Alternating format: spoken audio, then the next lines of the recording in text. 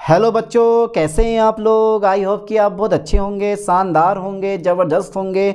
और आज हम पढ़ लेते हैं बीएससी थर्ड सेमेस्टर फिजिक्स का एक most important topic, helium neon gas laser क्या होता है, इसका वर्किंग प्रिंसिपल क्या होता है, इसकी कंस्ट्रक्शन क्या होती है, सब कुछ इस लेक्चर में कवर करने वाले हैं। एक मोस्ट इंपॉर्टेंट टॉपिक है तो छोड़ना बिल्कुल नहीं है। यूनिट 8 है लेजर्स, और पेपर का नाम तो आपको याद है ही, electromagnetic theory and modern optics. चलिए फिर स्टार्ट कर देते हैं। एक most important topic helium neon gas laser. Okay sir, okay. चलिए आज मैं यहाँ से शुरू करता हूँ, यहाँ से शुरू कर देते हैं आज। हीलियम, ठीक है सर, नियॉन, ठीक है, gas laser. Okay sir, okay, gas laser, ठीक है, ठीक है सर। ओके सर, बता दो इसके बारे में सर क्या होता है आज, ये छोड़ो मत। देखो पिछले लेक्चर में हमने रूबी लेज़र कवर किया था, नहीं देखिए वीडियो, डिस्क्रिप्शन में वीडियो का लिंक डाल दूंगा, वहाँ जाके देख सकते हो। वेरी मोस्ट इंपॉर्टेंट टॉपिक है, इससे भी ज़्यादा। चलिए तो सिंपल सी बात है, हीलियम नियॉन दोनों की दोनों नोवेल गैसेज होती हैं। तो सिंपल सी बात है, ये क्या है, एक गैस लेज़र होता है। पहली लाइन यही लिखो बेटा, ये लेज़र कौन सा होता है, यह एक गैस लेज़र होता है, यह एक गैस लेज़र होता है। ठीक है सर, यह एक गैस लेज़र होता है। सर ये कोई बात हुई आपकी, यह एक गैस लेज़र होता है। हाँ भाई, यह एक गैस लेज़र होता है, इसमें सोचने समझने की क्या बात है। अब जब हीलियम नियॉन गैस है तो वर्किंग मटेरियल के रूप में हीलियम और नियॉन गैस का मिश्रण यूज़ होता है। और हीलियम गैस कितने परसेंट होती है, 90% होती है। और नियॉन गैस कितने परसेंट होती है सर, 10% होती है। मतलब सर हीलियम गैस के परमाणुओं की संख्या बहुत अधिक होती है और नियॉन गैस के परमाणुओं की संख्या कम होती है। सर ऐसा क्यों करा आपने, ऐसा क्यों रखा आपने, ऐसा क्यों रखा, सब कुछ देखेंगे, सब कुछ देखेंगे, सब कुछ देखेंगे, छोड़ेंगे कुछ नहीं। तो इसमें, ठीक है सर, इसमें इसमें इसमें इसमें इसमें हाँ, इसमें किसमें, इसमें वर्किंग मटेरियल के रूप में, इसमें वर्किंग, ठीक है सर, मटेरियल के रूप में, ठीक है, वर्किंग मटेरियल के रूप में, ठीक है सर, वर्किंग मटेरियल के रूप में हीलियम तथा नियॉन, हीलियम तथा नियॉन, ठीक है, गैस का मिश्रण, गैस का मिश्रण। कुछ प्रेशर की बात कर लें, अरे प्रेशर भी तो कुछ ना कुछ होगा जिस पे इन दोनों गैसों को मिश्रित किया जाता है, वो होता है 1 mm of Hg, 1 mm of Hg, ठीक है, दाब पर प्रयोग किया जाता है, प्रयोग किया जाता है, ठीक है, प्रयोग किया जाता है। ओके सर, प्रयोग किया जाता है। अरे बहुत सिंपल सा है, बहुत सिंपल सा है, आराम से आप कवर कर लोगे। इतना इजी, इससे इजी कहीं नहीं, इससे इजी कहीं नहीं, बिल्कुल आसान भाषा में। तो यह एक गैस लेज़र होता है, इसमें वर्किंग मटेरियल के रूप में हीलियम तथा नियॉन गैस का मिश्रण 1 mm ऑफ Hg दाब पर प्रयोग किया जाता है। अच्छा, इस लेज़र की खोज किसने करी थी, 1961 में। इस लेज़र की खोज 1961 में जवान और उसके साथियों ने की थी, ठीक है। जवान एल एट नाम दिया जाता है इसको, ध्यान देना, ठीक है सर, जवान एट एल नाम है, जवान एट एल नाम दिया जाता है, ठीक है। चलो चलो, ठीक है सर, ठीक है। तो इसमें वर्किंग मटेरियल के रूप में हीलियम तथा नियॉन गैस का मिश्रण 1 mm ऑफ Hg दाब प्रयोग किया जाता है। अब लाइन पे ध्यान देना, इसकी जो खोज करी थी, इसकी खोजकर्ता का जो नाम है वो है, और होना काफ़ी नहीं होता, करके दिखाओ इसके, यानी कि इसकी खोज, ठीक है, ठीक है, जवान, ओके ओके, जवान एट एल, ठीक है, ने 1961 में की थी, 1961 में की थी। एम right, okay sir, right right right right, इसको याद करो, इसकी खोज जवान एट एल ने 1961 में की थी, ठीक है। अच्छा, इसके कंस्ट्रक्शन पढ़ लें, ये तो बेसिक इंट्रोडक्शन, बेसिक नॉलेज। इसका कंस्ट्रक्शन क्या होगा, कंस्ट्रक्शन यानी कि रचना। सर रचना क्या होगी, रचना बहुत छोटी होती है, रचना बहुत छोटी होती है, ठीक है। शाखाएं रहीं तो फूल और पत्ते भी आएंगे, ये दिन बुरे हैं तो अच्छे भी आएंगे, क्यों। चलिए देखते हैं कितने अच्छे दिन लाते हो आप लोग। तो रचना बोलते हैं इनको कंस्ट्रक्शन, कंस्ट्रक्शन, ठीक है, construction, okay okay okay okay okay. चलिए कंस्ट्रक्शन क्या होती है रियलिटी में, चित्र बना के समझते हैं इस चीज़ को। देखो डायग्राम समझो, जो मैं ये डायग्राम बना रहा हूँ, ठीक है, क्योंकि डायग्राम अगर आप समझ गए तो आप कंस्ट्रक्शन अपने आप लिख दोगे और डायग्राम से आपको बनाना भी आना चाहिए, ठीक है। ज़रा ध्यान देना बेटे सही करके, ये ठीक है, फिर मेरे पास ये, ठीक है, फिर मेरे पास ये, ठीक, मेरे पास ये, ठीक है। तो 80 सेंटीमीटर लंबी, इसकी लंबाई कितनी होती है 80 सेंटीमीटर, ध्यान देना 80 सेंटीमीटर लंबी और 1.5 सेंटीमीटर ब्यास की एक क्वार्टज नली होती है, यानी कि क्वार्टज की बनी हुई ट्यूब होती है, ठीक है। ये जो तुम देख रहे हो ना, ये जो मैंने ट्यूब बनाई है इसकी लंबाई 80 सेंटीमीटर है, उसका ब्यास कितना होता है 1.5 mm 1.5 cm होता, ठीक है। चलो देखते हैं, अभी देखते हैं, पहले पूरा बना लो इसको सही करके, ये अब ये, फिर ये करके दिखाओ, ऐसे करके दिखाओ, ये बेटा अब ये करके दिखाओ।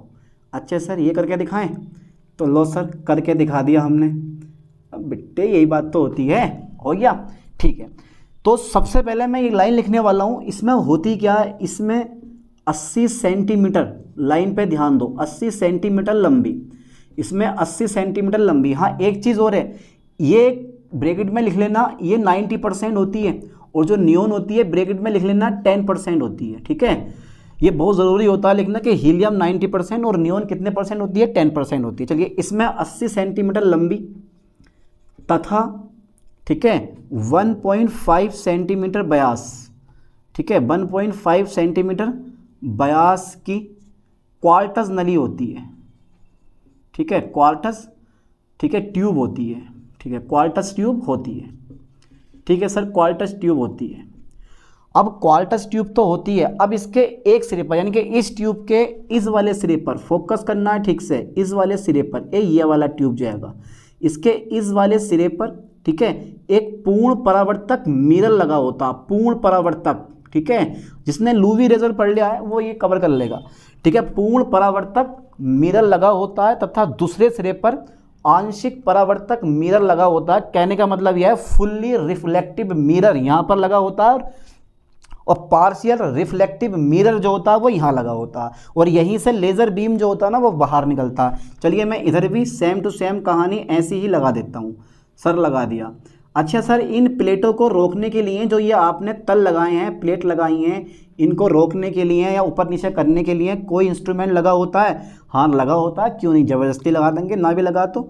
चलिए इस टाइप से लगा हुआ होता है ये, क्योंकि यार डायग्राम के नंबर होते हैं, देखो बिना डायग्राम को आपको एक भी नंबर नहीं मिलने वाला, इसलिए डायग्राम बना के आना बड़ा ज़रूरी होता है, ठीक है। ये इस टाइप से ये, ठीक है, यहाँ पे इसको खोलने कसने के लिए पेंच लगा होता है, बाकी इसको भी रोकने के लिए ये सिस्टम यहाँ पे होता है। बाकी इसको आप डार्क कर सकते हो, ये मर्जी है आपकी, ठीक है। पूरा डायग्राम बना के दिखा देता हूँ ये इस टाइप से, ठीक है, ये आपकी बुक का है। Okay okay okay okay okay, इस टाइप से ये सेम कहानी इधर भी लगा दो ऐसी ही, सेम कहानी इधर भी ऐसी ही लगा दो। चलो सर मैंने सेम कहानी इधर भी ऐसी ही लगा दी है एक, ओके इतना ही ले लो। चलो फिर इधर भी थोड़ा सा और बड़ा कर दो ताकि हमें देखने में डायग्राम हमारा अच्छा लगे, ठीक है। ये इस टाइप से ये हो गया बेटा हमारा डायग्राम। अब ओके ओके, चलिए चलिए सर, चलिए ये ठीक है। अब क्या होता है, यहाँ से इसको मिला दो, ये मिला दिया मैंने इसको, ठीक है। अब यार इसको रोकने के लिए ना नीचे स्टैंड भी तो लगा होता है, बिना स्टैंड के ये नली कैसे रुक जाएगी, तुम खुद बताओ यार ना, तुम बेटे खुद से सोचो कि बिना स्टैंड के ही नली कैसे रुक जाएगी, भाई रुकेगी नहीं रुकेगी। ये स्टैंड लगा हुआ होता है हमारा, ये ऐसे करके यहाँ पर हमारा क्या होता है, स्टैंड लगा हुआ होता है ये, ठीक है। ये इतना बड़ा मैंने स्टैंड लगा दिया है यहाँ पर। ये इसको चाहो तो आप डार्क कर दो, ठीक है, इसको ऐसे रहने दियो, बाकी इसको आप डार्क कर सकते हो ताकि हमारा डायग्राम अच्छा लगे, ठीक है। ये हमारा डायग्राम कैसे लगे, अच्छा लगे ये, तो मैंने इसको रोक दिया, ठीक है। चलिए अब मुझे क्या लिखना है, तो इसका नाम क्या है बेटा, इसका नाम बताओ, ये क्या है यार, ये यहाँ पे लिख दूँ आ जाएगा, पूर्ण परावर्तक दर्पण, पूर्ण परावर्तक लिखूँगा केवल मैं, फुल्ली रिफ्लेक्टिव, ठीक है, पूर्ण परावर्तक। और ये जो है ना ये क्या है बेटा, आंशिक परावर्तक। अरे यार यहाँ पे तो लेज़र बीम आ गया, नीचे करता हूँ, ये क्या है,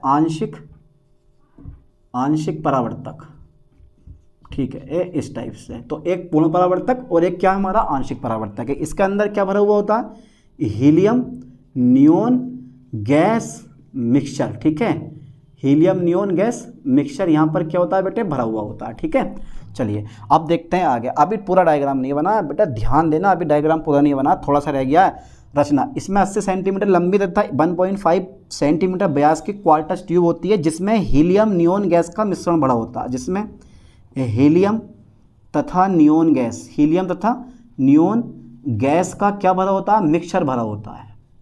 ठीक है, मिक्सचर भरा होता है। ठीक है, मिक्सचर भरा होता है। ठीक है, मिक्सचर भरा होता है। अब इसके एक सिरे पर हम क्या करते हैं, इसके एक सिरे पर पूर्ण परावर्तक मिरर, यानी कि ट्यूब के एक सिरे पर, ध्यान देना, ट्यूब के एक सिरे पर, ट्यूब के एक सिरे पर पूर्ण परावर्तक यानी कि फुल्ली रिफ्लेक्टिव, फुल्ली रिफ्लेक्टिव, ठीक है, मिरर, फुल्ली रिफ्लेक्टिव मिरर, ठीक है, तथा दूसरे सिरे पर, दूसरे सिरे पर, ठीक है, पार्शियल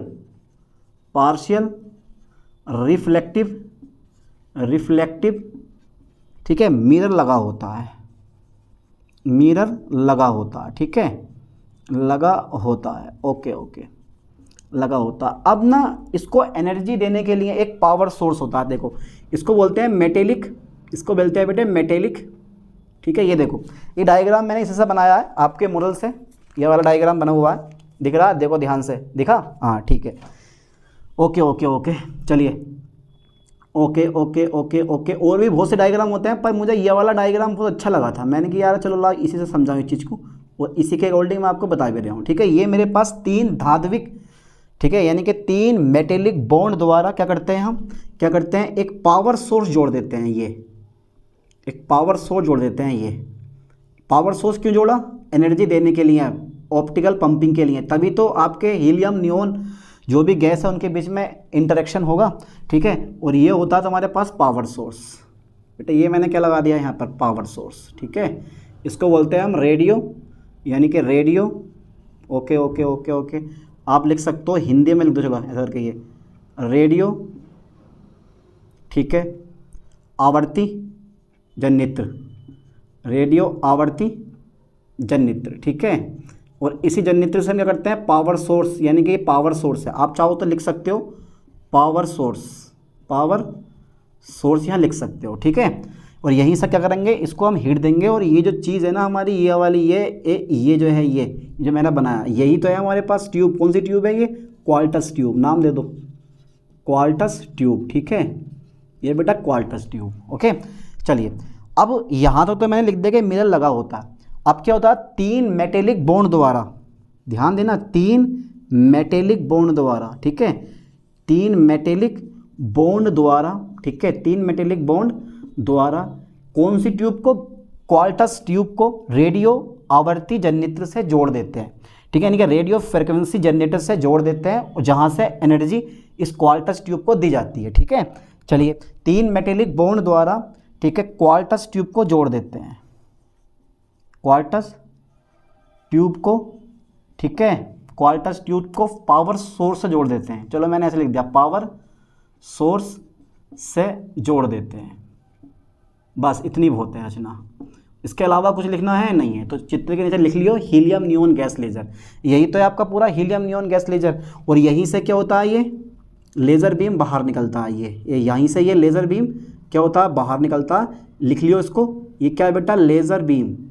ठीक है, लेज़र यहाँ आएगा नहीं तो मैंने लेज़र ऊपर लिख दिया, बीम नीचे लिख दिया, आप एक साथ लिख लेना लेज़र बीम। तो यहीं से आपको एक लेज़र बीम, ठीक है, एक कलर का एक ही दिशा में और उच्च कला संबद्ध वाला आपको प्राप्त होगा।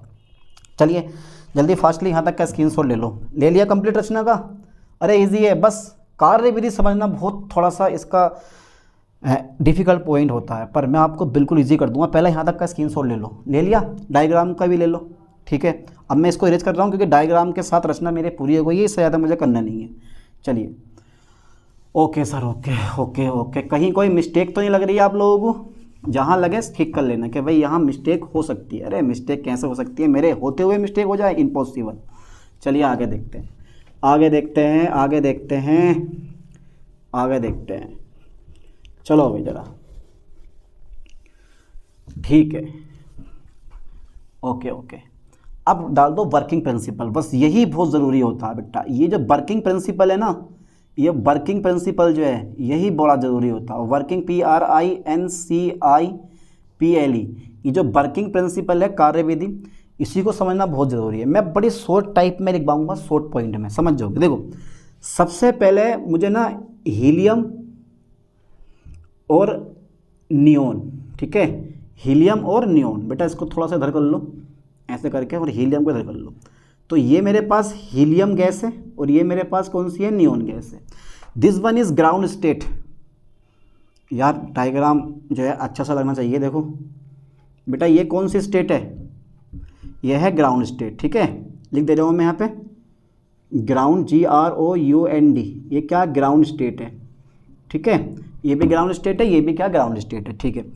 इसका जो 2s होता है ना, 2s वो बेटा ये होता है, ये अरे यार डायग्राम बड़ा बुरा बन गया है। ये 2s हो गया हमारा। फिर ये ऊपर जो होगा ना इसका, और ऊपर बना दो बढ़िया करके ताकि डाउट ना हो, ये इसका 3s होगा, ठीक है। एक 2s होगा और एक क्या होगा, 3s, ठीक है। ये मेरे पास 2s है ऊर्जा स्तर, और ये मेरे पास 3s ऊर्जा स्तर है, ठीक है। लाइन पे ध्यान देना, एक 2s ऊर्जा स्तर है, एक 3s ऊर्जा स्तर है। और नियोन गैस है, इसका भी होगा, इसका भी मैंने देखो, इसका मैं ऐसे बनाऊंगा 1 2 3 और 4, आपको भी ये 4 बनानी है।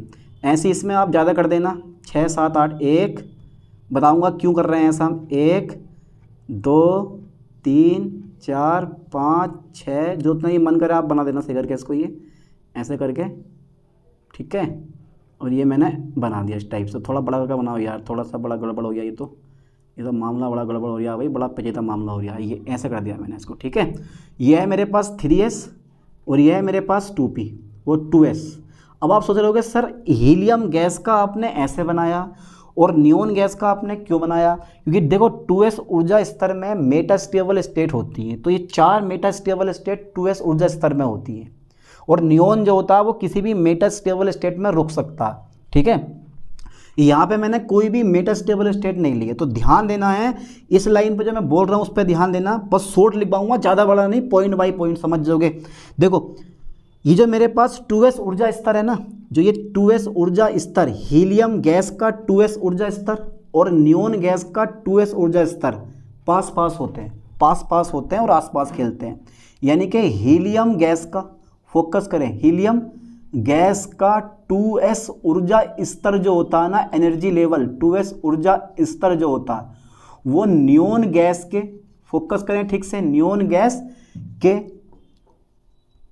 2s ऊर्जा स्तर, 2s ऊर्जा स्तर के निकट होता है। 2s ऊर्जा स्तर के कैसे होता है, निकट होता है, यानी कि समीप होता है, ठीक है सर, बिल्कुल पास होता है। अब क्या होता है कि जब आपने पावर सोर्स द्वारा एनर्जी दी, तो एनर्जी हीलियम गैस का जो परमाणु होते हैं वो एब्जॉर्ब करेंगे, अवशोषित करेंगे, और 2s, अभी 3s की बात नहीं कर रहे हैं, 2s कहाँ पहुँच जाएंगे, 2s ऊर्जा स्तर में पहुँच जाते हैं, ठीक है। यानी कि हीलियम गैस के परमाणु एनर्जी अवशोषित करके 2s ऊर्जा स्तर में पहुँच जाते हैं। यानी कि हीलियम एटम्स, ठीक है, एनर्जी अवशोषित करके, लाइन पे ध्यान देना, एनर्जी अवशोषित करके, हीलियम एटम एनर्जी अवशोषित, गलत हो गया, अवशोषित करके, ठीक है। फोकस करें लाइन पर यार, ये जो हीलियम एटम है वो एनर्जी अवशोषित करके कहाँ पहुँच जाते हैं, 2s ऊर्जा स्तर में पहुँच जाते हैं। 2s ऊर्जा स्तर में, ठीक है, उत्तेजित हो जाते हैं। चलिए एक्साइटेड होकर चले जाते हैं या उत्तेजित हो जाते हैं, मैंने लिख दिया है ऐसे, उत्तेजित हो जाते हैं, ठीक है। हीलियम एटम्स एनर्जी अवशोषित करके 2s ऊर्जा स्तर में उत्तेजित हो जाते हैं। अब मैंने क्या बोला था कि हीलियम गैस का 2s ऊर्जा स्तर नियोन गैस के 2s ऊर्जा स्तर के निकट होता है। तो जो ये उत्तेजित परमाणु होते हैं जो कि यहाँ पर आए हैं, दिखा दो ऐसे करके, ये एक चला जाएगा 3s में, अभी 3s की मैं बात नहीं कर रहा हूँ, बाद में बात करेंगे, फिलहाल मैं 2s की बात कर रहा हूँ, क्योंकि 2s ऊर्जा स्तर में जो एटम्स गए हैं ना हमारे, ठीक है, वो जो एक्साइटेड एटम्स हैं वो ऊर्जा नियोन एटम्स को दे देते हैं, ठीक है। ध्यान देना, ये ऐसे करके, ये ठीक है, यानी कि एक्साइटेड एटम्स, ध्यान दो बेटे बोर्ड पे, एक्साइटेड एटम्स जो होते हैं, एक्साइटेड हीलियम एटम्स जो हैं, एक्साइटेड एटम्स जो हैं वो ऊर्जा, ठीक है, ऊर्जा नियोन एटम को दे देते हैं, नियोन एटम को दे देते हैं, ठीक है सर, नियोन एटम को दे देते हैं, यानी कि नियोन एटम को दे देते हैं, ठीक है, नियोन एटम को दे देते हैं, ठीक है, यानी कि एक्साइटेड एटम्स ऊर्जा जो है वो नियोन एटम को दे देते हैं, दे दिया। अब क्या होता है कि जो नियोन एटम्स होते हैं ना, यानी कि नियोन के जो एटम्स होते हैं वो 2s ऊर्जा स्तर के 4 मेटा स्टेबल स्टेट्स में से किसी एक स्टेट में आ जाते हैं, यानी कि जो नियोन के एटम्स होते हैं, नियोन के एटम्स वो 2s ऊर्जा स्तर के 4 मेटा स्टेबल स्टेट्स की किसी एक स्टेट में आ जाते हैं, और जो हीलियम एटम होता है वो ग्राउंड स्टेट में लौट जाता है, ठीक है, यानी कि एक्साइटेड एटम्स ऊर्जा नियोन एटम को दे देते हैं, ठीक है। अब नियोन के जो एटम्स होते हैं ना, नियोन के एटम्स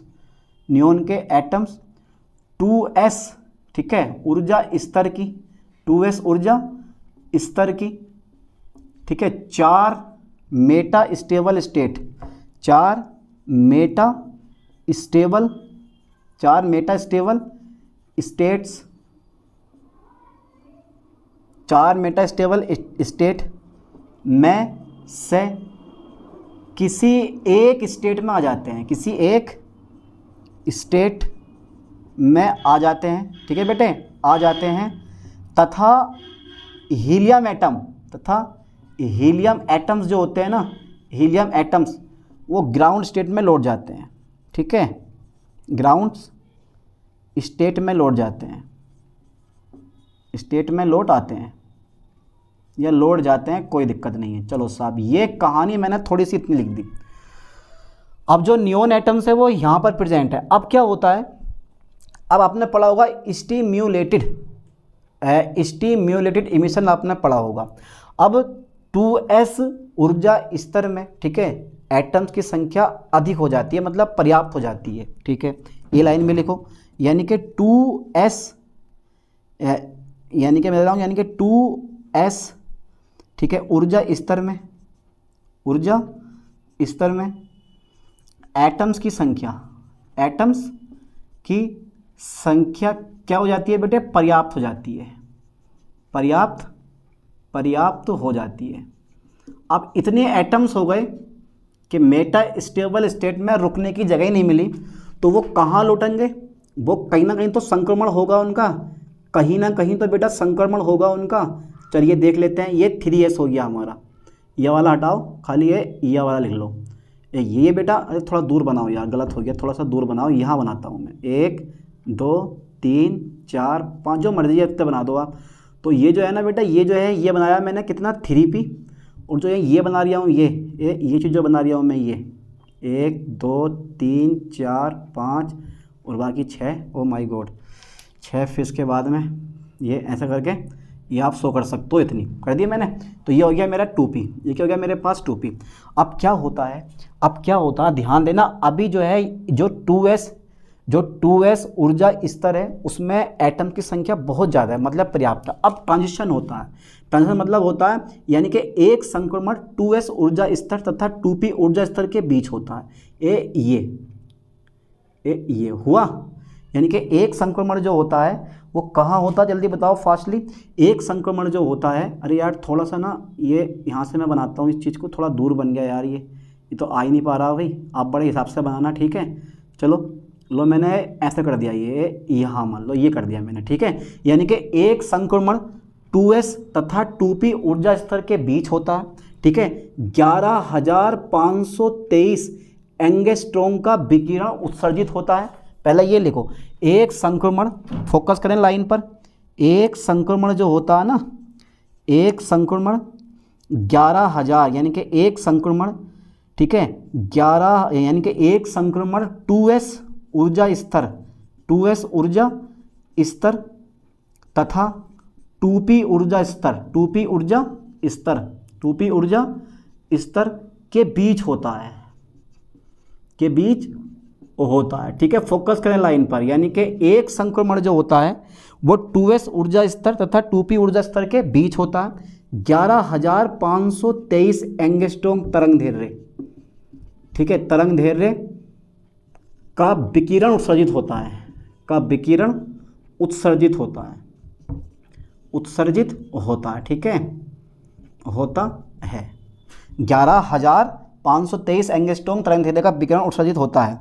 और जो ये विकिरण होता है ना, ये जो 11,523 एंगस्ट्रॉम का विकिरण होता है, जो मैंने ग्लास मतलब जो मैंने क्वार्टज ट्यूब ली है, उस क्वार्टज ट्यूब में बारंबार टकराता रहता है, टकराता रहता, टकराता रहता। क्रिया कई बार दोहराई जाती है। एक strong monochromatic unidirectional and high coherent light beam बाहर निकलता है, जिसको आप क्या बोलते हो, लेज़र कहते हो, जो कि हमारा डायग्राम में था पिछले में, ठीक है। यानी कि टकराता रहता है, विकिरण उत्सर्जित होता है। और ये जो विकिरण है, यह विकिरण जो होता है ना बेटा, यह विकिरण, ठीक है, क्वार्टज ट्यूब में, ठीक है, यह विकिरण ट्यूब में बारंबार टकराता रहता है, बारंबार टकराता रहता है, ठीक है, बारंबार टकराता रहता है, ठीक है, बारंबार टकराता रहता है, ठीक है। इसी के समान कई विकिरण उत्पन्न होते हैं, यानी कि ये विकिरण ट्यूब में बारंबार टकराता रहता है, ठीक है। एक स्ट्रॉन्ग मोनोक्रोमेटिक एक स्ट्रॉन्ग मोनोक्रोमेटिक यूनिडायरेक्शनल, ठीक है, यूनिडायरेक्शनल। जल्दी स्क्रीनशॉट लो फटाफट, इसे ले लिया, इसको करते हैं इरेज, ठीक है, स्क्रीनशॉट ले लेना, बहुत इजी है, इतना डिफिकल्ट नहीं है, बहुत इजी, बहुत सिंपल सा टॉपिक, ठीक है। यानी कि यूनिडायरेक्शनल तथा हाई कोहेरेंट,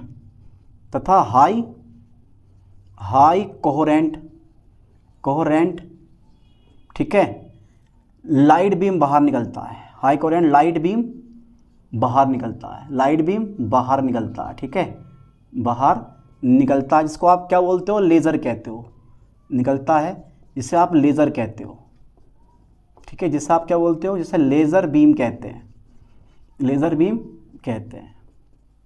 और ये इतना तेज नहीं होता बेटा, ये इतना तेज नहीं होता। तेज जो होता है ना, वो मैं बताऊंगा तुम्हें अभी। यानी कि एक मुख्य संक्रमण जो होता है वो 3s ऊर्जा स्तर से 2s ऊर्जा स्तर में होता है, ठीक है। और यहीं से हमें लाल रंग का 6,328 एंगस्ट्रॉम वाला विकिरण प्राप्त होता है, ठीक है। यानी कि एक मुख्य संक्रमण, लाइन पे ध्यान दो, एक मुख्य संक्रमण, फोकस करें, एक मुख्य संक्रमण जो होता है ना, एक मुख्य संक्रमण वो 3s ऊर्जा स्तर तथा 2p ऊर्जा स्तर के बीच होता है। 2p ऊर्जा स्तर के क्या होता है बेटे, 2p ऊर्जा स्तर के बीच होता है, ठीक है सर, बीच होता है। एक मुख्य संक्रमण 3s ऊर्जा स्तर तथा 2p ऊर्जा स्तर के बीच होता है, ठीक है। यानी कि 6,328 एंगस्ट्रॉम, ठीक है, तरंगदैर्घ्य का सर्वाधिक तीव्र, सबसे तेज होता है ये, सर्वाधिक तीव्र, ठीक है, लाल रंग का विकिरण उत्सर्जित होता है, लाल रंग का विकिरण प्राप्त होता है। चलिए, उत्सर्जित होता है या विकिरण प्राप्त होता है। अब एक चीज और है, विकिरण प्राप्त होता है, ठीक है। एक मुख्य संक्रमण 3s ऊर्जा स्तर तथा 2p ऊर्जा स्तर के बीच होता है। 6,328 एंगस्ट्रॉम तरंगदैर्घ्य का सर्वाधिक तीव्र लाल रंग का विकिरण प्राप्त होता है, ये भी बाहर निकलता है, ठीक है। एक और होता है बेटा, एक 3s से एक मुख्य विकिरण 3s से 3p में होता है, 3s से काय में होता है, 3p में होता है, जिससे प्राप्त विकिरण जो होता है वो 3.39 एंगस्ट्रॉम तरंगदैर्घ्य का होता है, ठीक है। एक मुख्य विकिरण, एक मुख्य संक्रमण जो होता है, एक मुख्य संक्रमण वो 3s तथा 3p ऊर्जा स्तर के बीच होता है, ऊर्जा स्तर के बीच होता है, ऊर्जा स्तर के कैसे होता है बेटा, बीच होता है, ठीक है, बीच होता है, ठीक है, बीच होता है। जल्दी फास्टली यहाँ तक का स्क्रीनशॉट लो, करते हैं इसको रेज, ठीक है। ओके सर, ओके, इसमें भी आप डॉट डॉट कर दो, क्योंकि यहाँ की एनर्जी इस पर कोई ट्रांसफ़र होगी हमारी, ठीक है। यानी कि एक मुख्य संक्रमण जो होता है वो 3s तथा 2p ऊर्जा स्तर के बीच होता है, ठीक है। 3.39 माइक्रोमीटर तरंग दैर्घ्य का विकिरण प्राप्त होता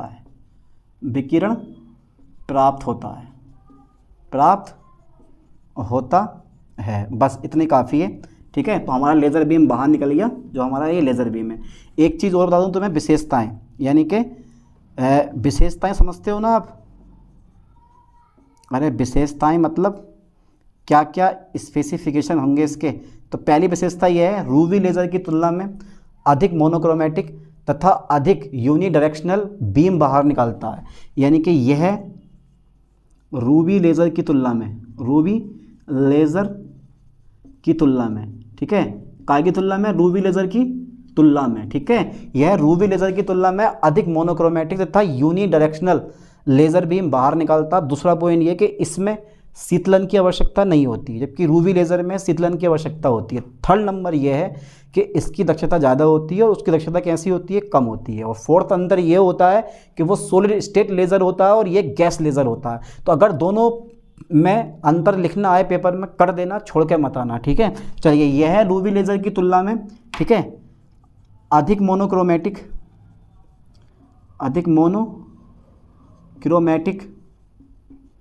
तथा यूनिडायरेक्शनल,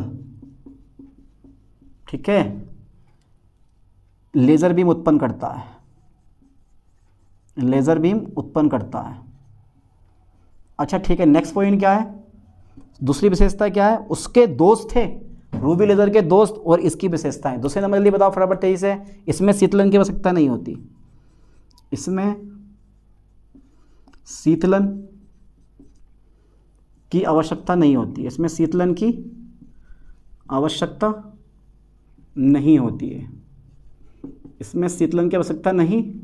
होती है, ठीक है।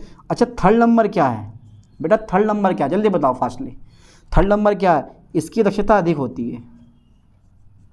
इसकी दक्षता कैसी होती है? अधिक होती है मेरे बच्चे पार्टी, इसकी दक्षता अधिक होती है। चलिए, तो ये विशेषताएं हो गई। तो इसकी मैकेनिज्म को समझने के लिए आपको ये 1 या 2 बार देख लेना इस वीडियो को, पूरे का पूरा ये हीलियम नियॉन गैस लेज़र समझ में आ जाएगा, वरना एक बार में ये क्लियर हो जाएगा। सिंपल सा टॉपिक था, छोटा सा टॉपिक था, आराम से कवर कर लोगे। इसकी तो कंस्ट्रक्शन भी ज़्यादा बड़ी नहीं है, इसका तो वर्किंग प्रिंसिपल भी ज़्यादा बड़ा नहीं है, होता क्या है ये भी ज़्यादा बड़ा नहीं है। तो आराम से इस टॉपिक को कवर करो। चलो मिलते हैं नेक्स्ट वीडियो में नेक्स्ट लेक्चर के साथ। थैंक्स।